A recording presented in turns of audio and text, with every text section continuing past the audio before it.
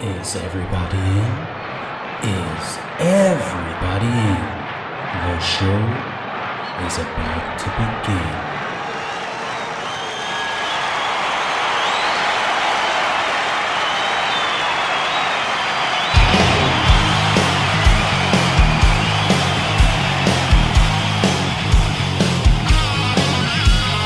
Welcome to the podcast, conscience that made us. Interviews and stories, tales from the bus. We love taking you back to when it all went down. The greatest live shows and the cheering crowd sound. It's concerts, concerts that made us, concerts that made us.com.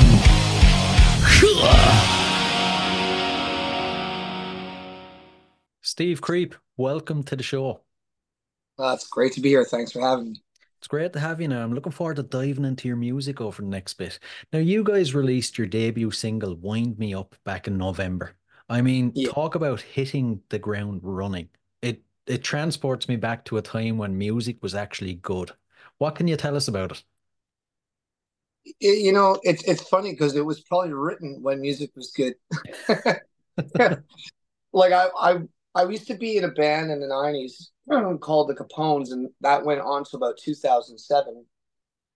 And it was around that time where it just kind of faded out. And I'd been in a band prior to that one too, and we did a lot of touring. We did all that hard work, and it starts to get to you after a while. And I guess that maybe it was time for a break, and I didn't know what I was going to do next. I thought, maybe I'll be a tattoo artist. I was playing some acoustic gigs, so the pub gigs just flew in so fast that I was like, I guess I'll do this. And just without thinking about it, that just became my direction for so long. And I've done like a lot of things throughout the years, like in terms of behind the scenes stuff or being a hired gun for other bands. But to front my own thing, it had been since 2007. And during the pandemic, a friend of mine from the Damn Truth, their Montreal band here, is starting to do good things in Europe.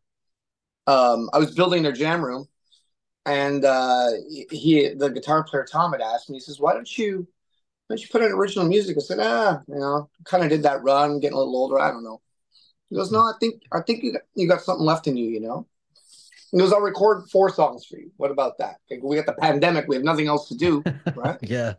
So, man, I haven't written anything in a little while, so let me go back. And I found these old things that we never really released as my last band. I said, you know what? The ideas are still, you could morph them a little bit and make them a little more current. Like in Wind Me Up, for instance, there was no guitar solo. It sounded a lot more like Heroes from David Bowie. It was more like of a drone, you know. Yeah. So I added those lead guitars and the harmon, like that melody guitar in the chorus, and I added the guitar solo and the second guitar in the verse, and just kind of gave it a little bit more, because it was written for a trio originally. And I didn't have a band. I played every instrument on these demos. Well, demos, they're not really demos, but the idea was to just get the songs on a tape. So I started with the drums, and I went through the whole map, and whatever happened, and he threw in his ideas. And what you're hearing is basically a 20-year-old idea completely brought to speed. So there's elements, of that whole Green Day era, and there's elements of my influence with Cheap Trick and 70s rock. So it's got a bit of everything. So it's kind of hard to peg, but you get a little bit of everything. Yeah, yeah. Now, how does it compare now, being fronting a band? How does it compare now to back like in the early 2000s? Well, the industry's changed. Right Yeah. now we have the internet. A lot of people are complaining about Spotify not paying the artists really well, which they don't. But the upside is, if some of these bands that were around would recall what it was like back then, you couldn't reach people like you in Yeah. Ireland from Montreal without spending a ton of money or hiding like major promotion. Now if you have the know-how and the drive and a little bit of money, you can do good things on your own these days, whereas you couldn't get it done on your own back then. So the reward is that people are hearing my music all over the world a lot easier than it would have been, 20 years ago. Yeah, yeah, I get you. And But that's the business side. I mean, that's. yeah, yeah. And you recorded the EP, then you decided to recruit some band members. What led to that decision? Was it sort of thinking about shows you would need a band or? Well, I never really wanted to be a solo artist. I've always been in bands. I started as a drummer, and then I ended up as a bass player. And this is my first band fronting as a guitar player. I've been a hired gun on tours and things like that, but I've never really fronted on guitar. And it's still, I don't necessarily want to play all the leads. I like the idea of like a band, like, but Tom was adamant about me using my name because in Montreal, I've made a history for myself here playing 300 shows a year for the last 15 years, in the Wow. pubs and doing a variety of things. So he's like, maybe that could help you catapult to other places. And I said, well, yeah, but I still want a band name. But then I was like, you know what? Joan Jett and the Blackhearts, Tom Petty and the Heartbreakers. I mean, Prince and the Revolution. There's so many bands that had a name and a band name. So I was Yeah. like, oh, let's go with that. Yeah. Yeah. And how has that, as you said, you've a name for yourself already. How has that helped the music you've released? I don't think on a global scale it's helped me at all. I mean, like I said, I think he was thinking immediate. I told him, look, if you're going to record me, I'm not going to do this just to release an EP in Montreal, and I'm going all in. It's Yeah. like you said, hit the ground running, and I'm not here to play around. Like, look, I put the time into recording the songs. What's the point not putting the time into touring and pushing them through media and stuff? It makes no sense. I see so many bands just getting lazy. They put all the work into the recording, and then it comes time to release it, and they just either they don't know or they just don't have the drive. I don't know what it is, but I see a lot of local bands that just they have that glass ceiling where like, oh, they got 1,000 streams if they're lucky on Spotify, and that's it. Yeah. Yeah. I think a lot of bands kind of, it's built into them that once they press that button and release it, that's all they have to do. That, the internet will do the rest. It's been, what, that mentality. I remember that since the mid '90s. I started playing in bands in '94, and I still remember that. I've never thought like that, but I've seen so many people do that, and I'm just like, one of my favorite bands growing up was Kiss, and you could knock them all you want, but they had both sides covered. They had the stage show covered, they had the songs covered, and they had the business side. They knew they had a focus, they had an idea of how they wanted to get it to the people. And look, they just shot until it worked.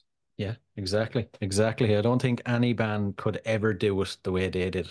There's a quote I seen there not so long ago. You know the way they done this virtual concert thing as the future of their concerts. They were Yeah, yeah. being interviewed and they were asked, once you stop, how do you keep the Kiss train running? And Gene Simmons just said, hey, we bought the train. You know, what are you going to dispute this guy? He's got 50 years of doing, he's been shooting down the critics for 50 years. So what are you're going to prove him wrong again? You're still not going to prove him wrong. Yeah. Look, a lot of people aren't biting that Avatar thing. I'm not. I saw the clip of it and I was like, yeah, I think it's geared more towards kids or whatever. I guess maybe they're trying to, like Star Wars, are trying to get that next generation of kids Yeah. to grow up with the music. But for me, look, I grew up with them in the '70s. I'm 50 now, so like I grew up with them as part of my childhood, as much as Spider-Man and Star Wars and all that stuff. So I don't need the Avatar thing. I've got the great memories. I got the albums. But Yeah. hey, look, if people want to get it and it's selling, then who am I to tell them you can't, right? True, true. And back to your band then. How did you go about recruiting the members you wanted? Well, the bass player Scott, I've been playing with on and off since he was one of the first musicians that I really met in the city, and I was his bass player for many years. We've been in a slew of cover bands, and we were just in a band called the Peelers, which is a Celtic punk band on Right. Stomp Records. We did 3 Canadian tours with them, and he was the hired bass player, and I was the hired guitar player, and we've been comrades since goddamn day one. It was crazy how many years I've known this guy. So to me, we work really well in the sense that we don't have to look at each other. We don't have to discuss our image or anything. Like I know where he's going to sing. If I'm singing a lead, I know he's got my harmony. If I dress a certain way, I know he's going to show up dressed to rock. So I'm like right away, I was like, I need I need my starting goalie, you know. Yeah. Well, Canadian hockey terminology for you. The drummer was the guy. I met him in the Peelers, so he's the one who approached me and said, "I hear you're doing this thing. I want to be a part of it." I'm like, "Man, you just saved me a hassle of looking for a drummer because he's one of the most consistent drummers I've ever played with. And being a drummer myself, I'm always really that's the one thing that I'm really picky about." And then Phil, Phil, our guitar player, he's the kid of the group, and I saw this guy with so much potential, but he's not playing with the guys that are really making him flourish. Sometimes I even feel like I might be holding him back because he's a hell of a guitar player, but Nice. looks great on a stage. He's the one thing you want, in music. When you're stuck in a van with somebody for 10 hours, you want to make sure you're getting along. Yeah.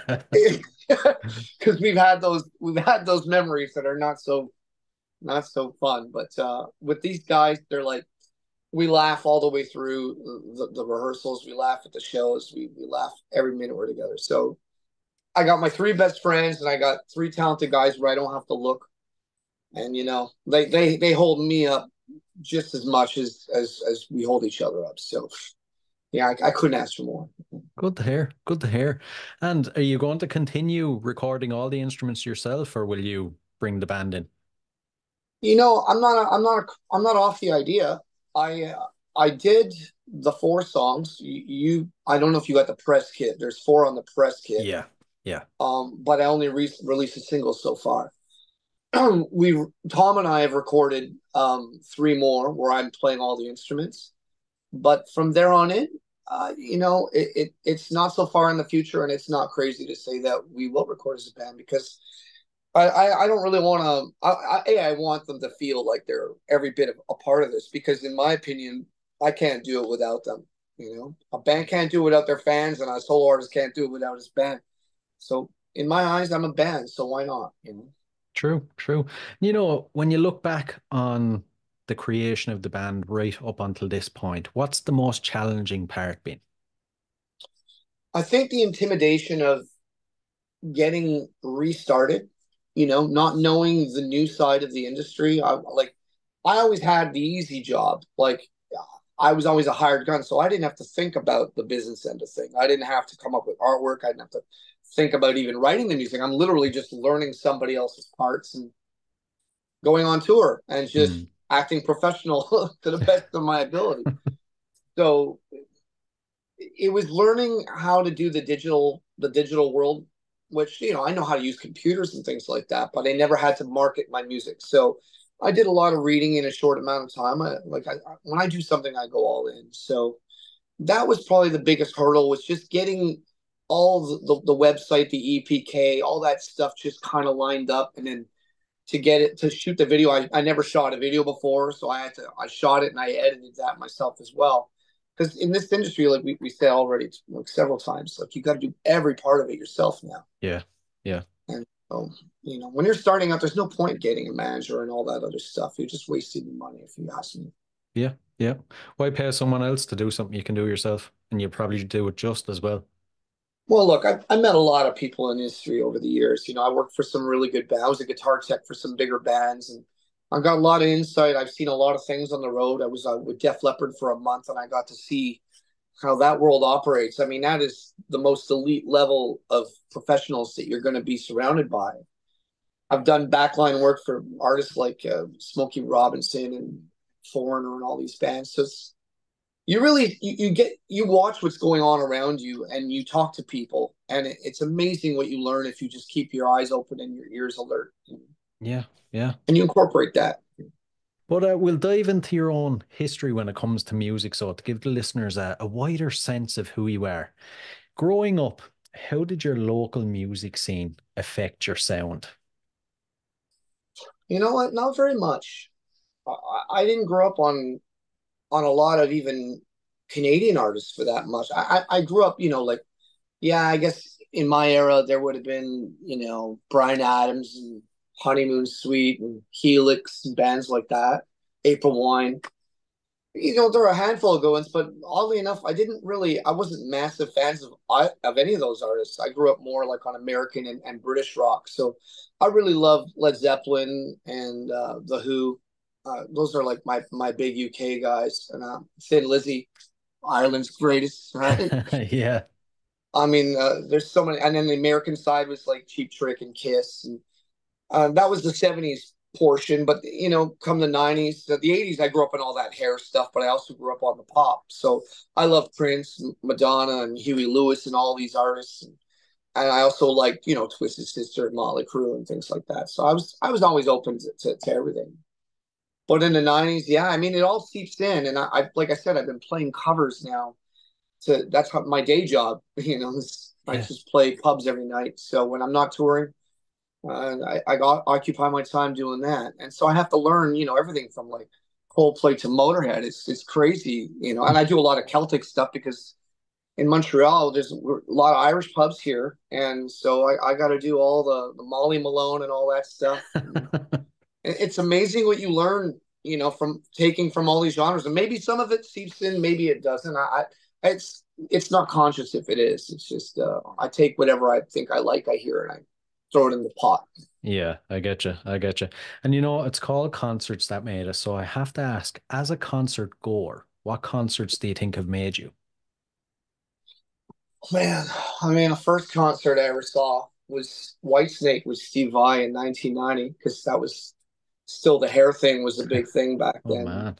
Seeing Steve Vai, in his prime. I mean, not like he's not still in his prime. The guy's ridiculous, but I mean, my hero was Eddie Van Halen, as you can probably tell. Oh yeah, definitely. I wish I could play a tenth of what he does, but seeing him in 2008 and 2012, a lot later than I would have liked to. I would have liked to see him in the 80s, but a show, it wasn't a concert. It was like a smaller venue.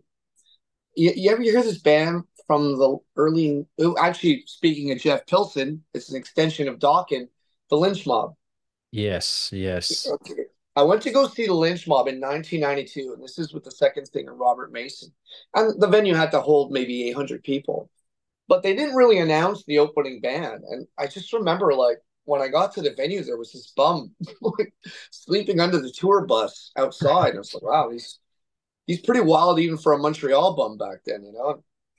We're waiting for the band to start, and all of a sudden, the smell, you could smell it in the audience, and he comes on stage. I was like, what the hell is going on?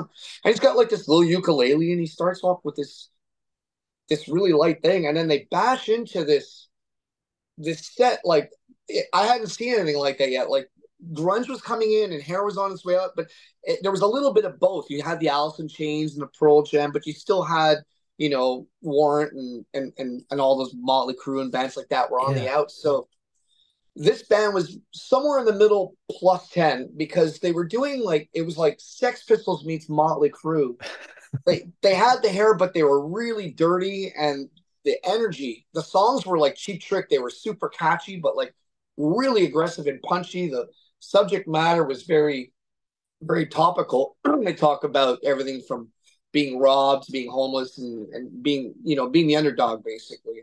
But the message was still positive, and just the delivery was so strong. I'd never been impacted like that at any concert in my life. And I've seen a lot of shows. They were called Life, Sex, and Death. Right, right. I'll Yeah. have to look them up, see if I can find anything about them. Well, yeah, they have a cult following. Like they've got their own little religious thing, and I've been following Alex Kane, the guitar player, over the years, and I got to meet him in Toronto over the summer. He was playing in a band called Pump Five out there, and he plays with Donnie V from Enough's Enough, and Yeah. he's plays Shark Island, and he's on the circuit still. So, thanks to modern technology, you can chat with some of these guys, and in some cases, become their friends. And it's been a great honor to be able to talk to a guy like that and tell him, man, what an impact. And he still sells the Life, Sex, and Death shirts on his Facebook. So Oh that's how man. he got through the pandemic. Actually, he knows Really? that his biggest fan base is still from 1992. So. Yeah. They're on Spotify if you go look for them. Yeah, I'll have to check them out. And the moment we've been waiting for. For any listeners who haven't caught one of your shows, what can you tell us about it? Lay it all out first. Well, I feel like rock and roll in its pure form is you're not seeing much of it anymore. So, a lot of guys are using tape. And look, I was in a band prior to this. I was a drummer in a band called Playhouse where they used tape live, but the production was they were going for a glossier thing. This is a rock band. We're like, if you like 70s rock and roll and you like 90s rock and roll and even a little bit of 80s, you're going to get the big choruses. You're going to get a raw rock sound. It's not too formulaic where we're going through the motions because, we'll change the intros and ends to songs. We'll change the order of them and we'll just, nothing's really rehearsed. We don't really rehearse very much because we're all very seasoned musicians. So we got the show down. Now we just go out and we play. So the energy is really what I think kids need to see to really be inspired. Like every time I'm in a bar, people still seem to flip out over AC/DC and bands like that. And I'm just like, so why aren't we getting more of it? Like the world wants it, but somehow there's like this invisible force field that doesn't want them to have it. Like we've got to make Taylor Swift and all these artists overshadow. There's room for everybody. Yeah. I mean, all those pop artists wear Metallica t-shirts. This is So it. what's to stop rock and roll from still being good? I guess maybe the misogyny of the 80s kind of left a bad taste in people's mouth. In today's world, everything's got to be really politically correct. So maybe the 80s is viewed as something that's not really desirable. I don't know. But you get bands like Greta Van Fleet and The Darkness, and I really love The Darkness. And there's a whole bunch of The Damn Truth from Montreal. I mean, that's as pure rock and roll as you're going to get. I mean, they sound like Janis Joplin singing for like the Doors or something. They're really good. Holy crap.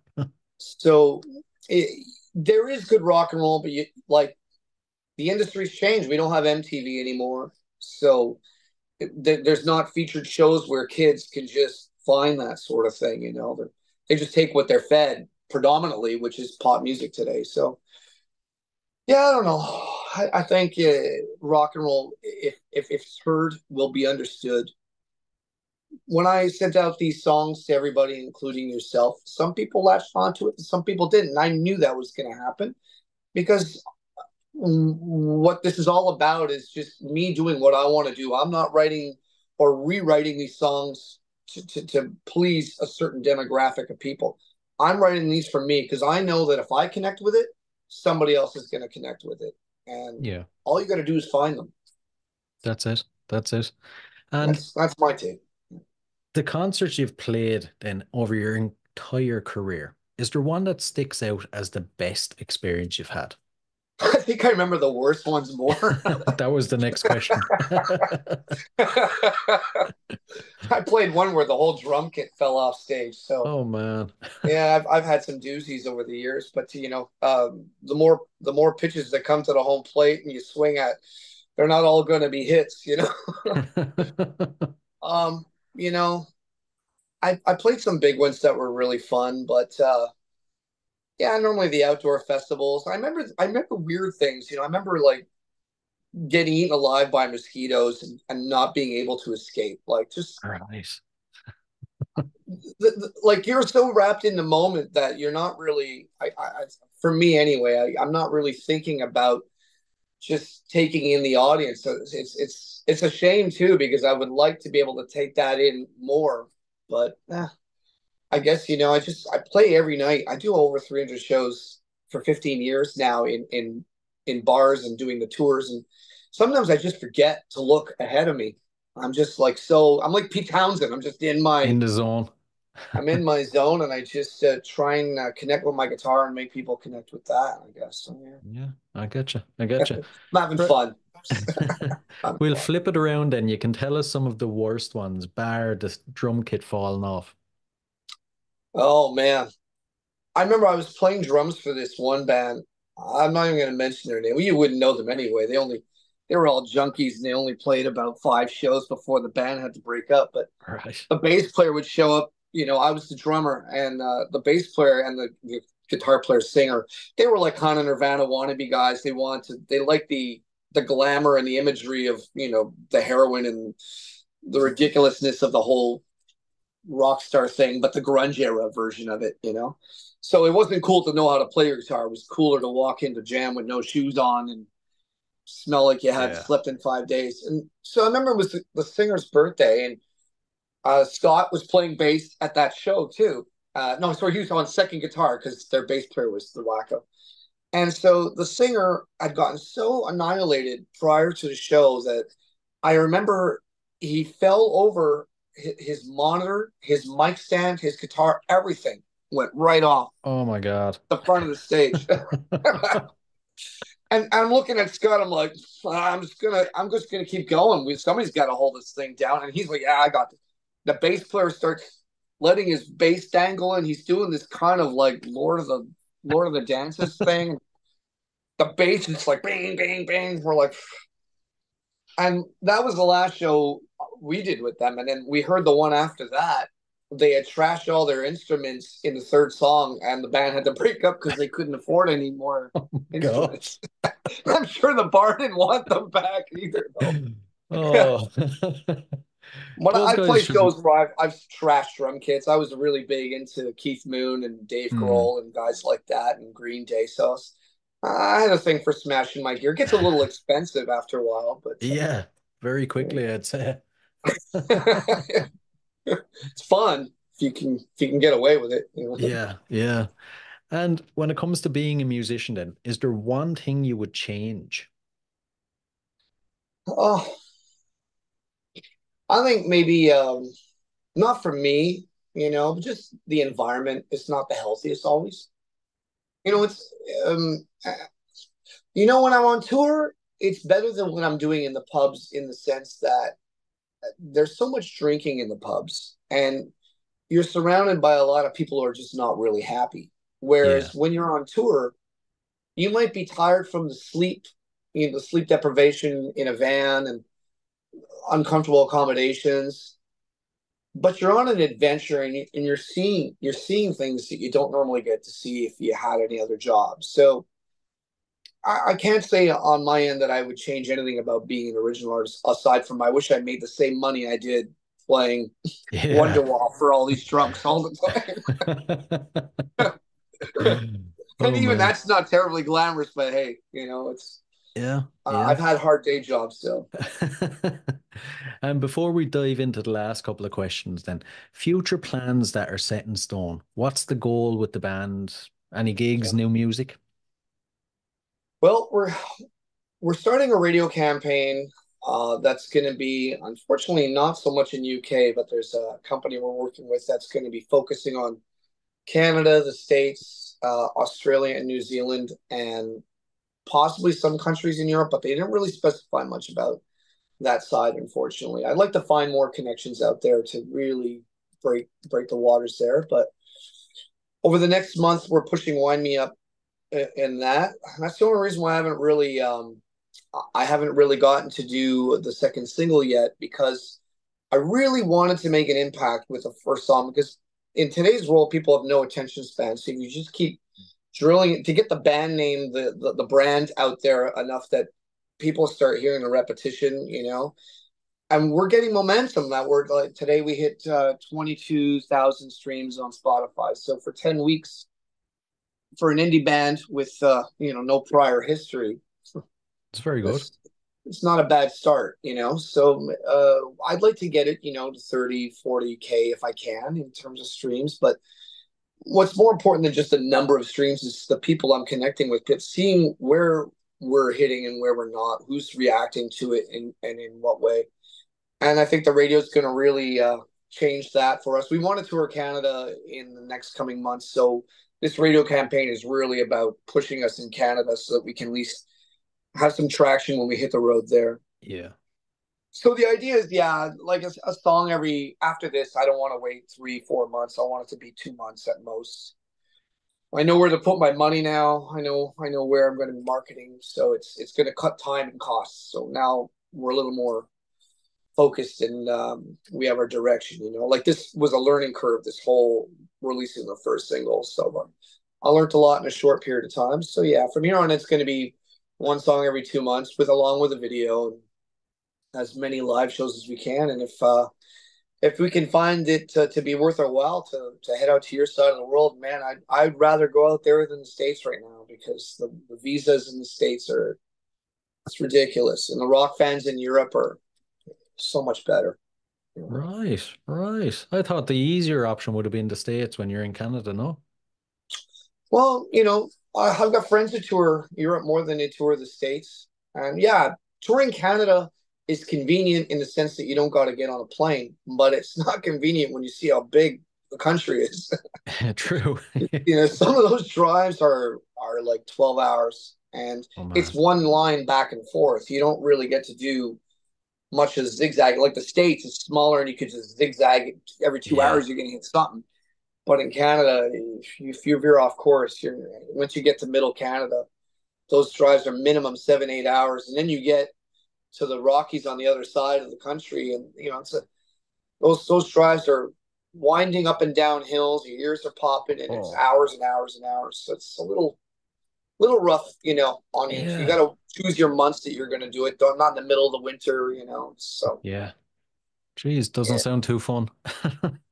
Look, it's a beautiful country to look at. Like if you haven't seen it, even a dozen times, I still enjoy it. But when you're in the middle of the country and you see the moon on one side and the sun on the other, and it's just like a flat line, you're like, oh, it's not exciting until you get to British Columbia. That's where the view gets Right. really, really nice. But the shows are really, it's about seeing the different mentalities and the different people that come out to all the shows. I never get tired of that. Yeah, yeah. I get you. What's the scene like in Canada at the moment? The rock scene. Well, rock scene, I think it's more of an indie pop is still really big here. In Montreal, we really like our punk and our metal. Seems like the heavier and raunchier you are, the better off you are here. But they have a harder time breaking through, I think, on a global scale. I mean, we had some heavy bands from here, like the Agonists, who did well overseas and down south in Brazil and stuff. So I don't know. For what we do, the thing is, what I grew up on and what I feel like I sound like is a cross between classic British rock and classic American rock, which is not as big in Canada. But I don't really care. Anybody who wants to hear it, I'll play it. Exactly, exactly. Some Right, bands will play for 100 people here, but they'll play for 1,000 people there. So look, yeah, guys, you just go where it is. yeah, go where the crowd is. And Yeah. we'll dive into the last couple. So these are a few random odd music questions, but I'm looking forward to your answers. If you could see any performer from history in concert for one night only, who would it be? Oh, Freddie Mercury. Right, Oh my right. God. Tell me that's not the greatest performer of all time, next to like maybe Elvis. It's a very common answer, I guess. All right. Yeah, Here's you where, you take Freddie and Freddie probably above all, right? yeah, yeah, definitely, Yeah. definitely. I mean, God, um, that Wembley Stadium during Mm, the Live Aid is just unreal. Yeah. yeah, yeah. Nothing could ever top it. Here's where the odd part comes in. If you had to spend 24 hours locked in a room with any musician from history, who would it be? Wow. Probably Prince or Eddie Van Halen. Right. I was expecting Van Halen, all right.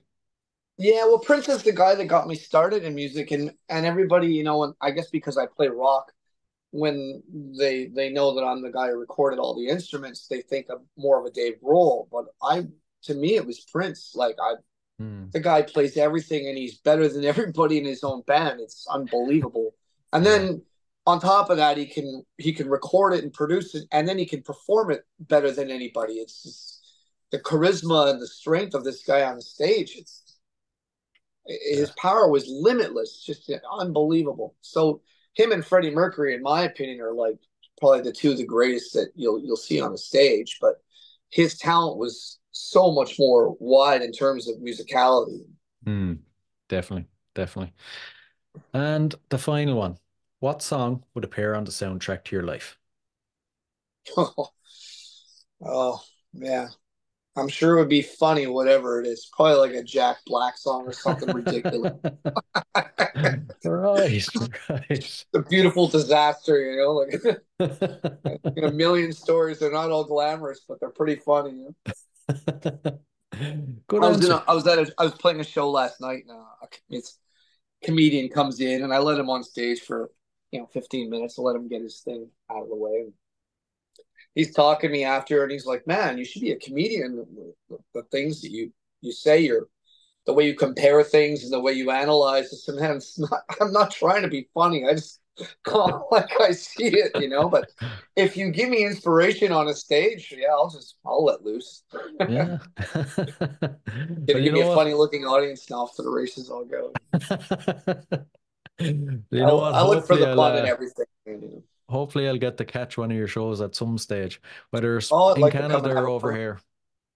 Oh, if we come to Ireland, we're definitely hitting a pub. Yeah. Definitely, definitely. Listen, Steve, it's been an absolute pleasure now. Thanks a million.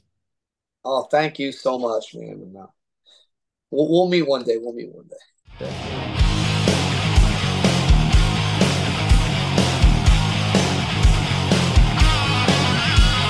Welcome to the podcast, conscience that made us. Interviews and stories, tales from the bus. We love taking you back to when it all went down. The greatest live shows and that cheering crowd sound. It's concerts